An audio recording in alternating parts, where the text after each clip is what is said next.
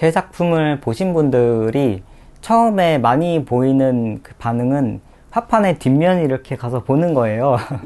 아무래도 휘어져 있으니까 이것이 신기해서 어떻게 돼 있나 궁금한 그런 모습인데요. 그런 모습들을 보면서 저도 참 재미있다는 생각을 하게 되고, 이것이 뭔가 사람들에게 또한 새로움을 줄 수 있다, 이런 새로운 감각을 일깨워줄 수 있다는 점에서 전 정말 재밌었습니다.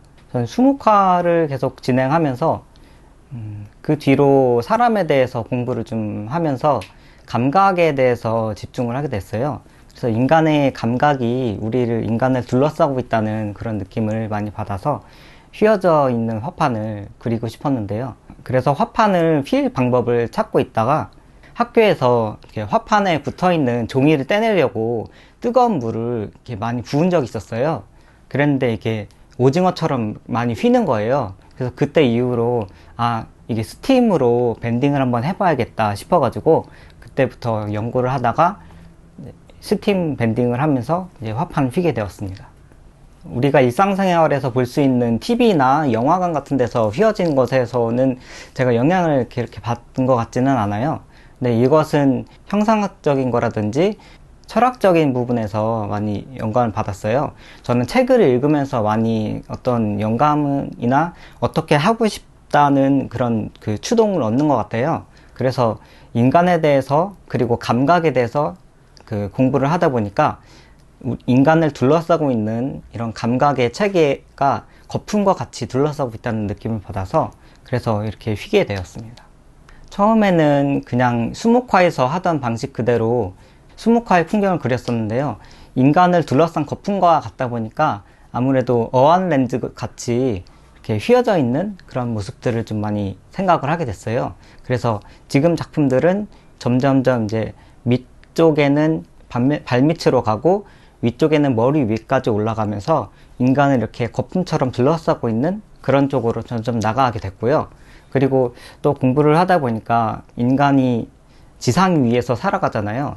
하늘 위와 땅 사이에서 그 경계면에서 살아가고 있는데, 그래서 저는 이 지평선이라는 것에 조금씩 주목을 하게 됐어요. 그래서 작품에서 먼 곳임에도 불구하고 흐리게 표현되지 않고 그 진하게 선명하게 지평선을 강조하게 되는 작품들이 다 그렇게 그려지게 되는데요.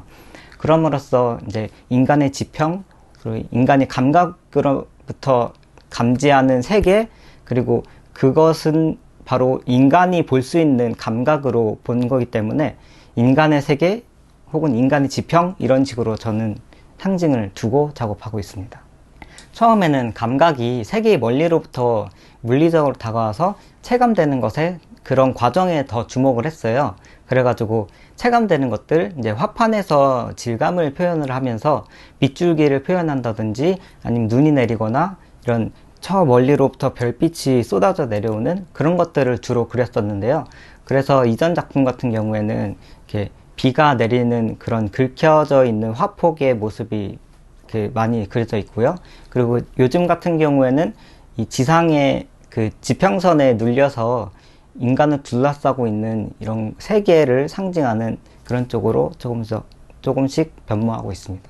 지금 현재 제 작품 같은 경우에는 이런 아무래도 기존의 그 풍경 수묵화에서 시각적으로 완전히 달라진 모습을 보여주지는 않았어요.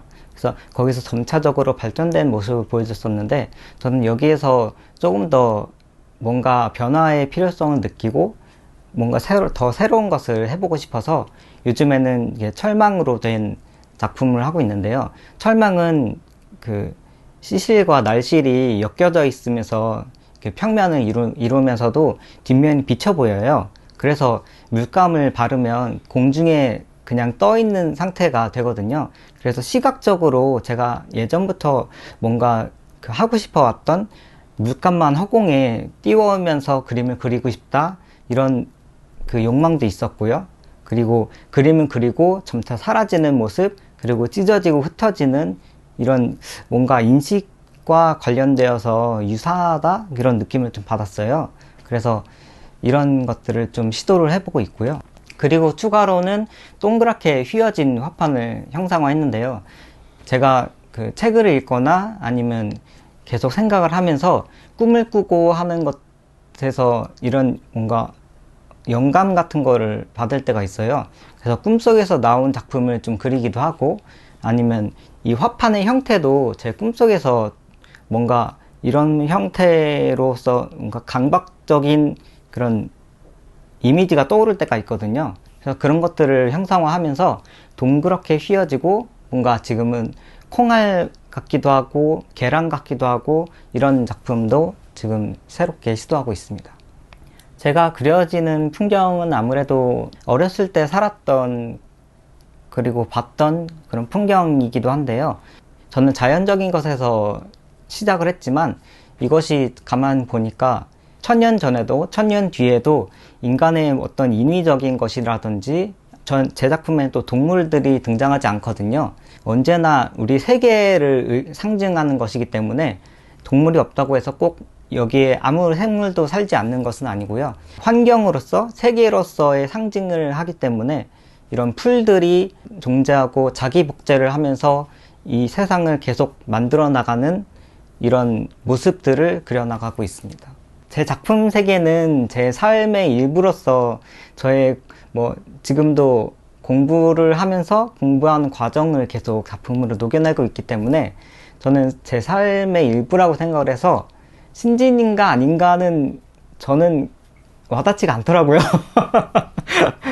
그래서 저는 어린아이가 보더라도 좋은 작품, 그리고 학식이 있는 분들이 보시더라도 좋은, 여기서 얻어갈 수 있는 지식적인 유의를 느낄 수 있는 그런 작품을 레벨 디자인과 유사하게 생각을 했어요. 그래서 겉으로 보기에 약간 구상적인 부분으로 시작을 했는데 나중으로 가면 조금 더 추상적인 작품을 할 계획이 있어요.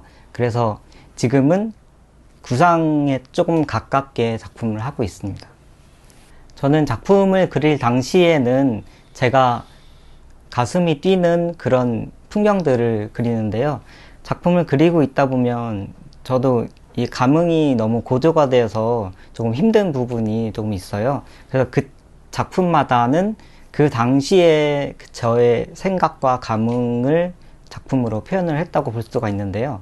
지난 작품들을 다시 보면 기쁘지는 않아요. 뭔가 더 해야 할 것 같고, 뭔가 앞으로 더 새로운 모습을 보여줘야 될 것 같고, 저의 그 그림을 그리던 당시의 고민과 생각들이 거기에 계속 묻어나 있어서 저는 제 작품을 보는 것이 조금 힘들더라고요. 그런데 그 작품을 바라보는 관객분들이 제가 그림 그렸을 당시에 그런 가슴 뛰는 두근거림 이런 것들을 느끼셨으면 좋겠고요. 그리고 저는 작품을 그리면서 우리의 둘러싸고 있는 복잡하고 다단한 그런 가난한 세계를 그리고 있는데요. 세상을 살면서 복잡한 마음도 있을 것이고 다양한 그런 경험도 하셨을 텐데 작품 속에 있는 세계에 마음을 좀 풀어놓는, 그런 잠깐 마음을 맡길 수 있는 그런 작품이 됐으면 좋겠습니다.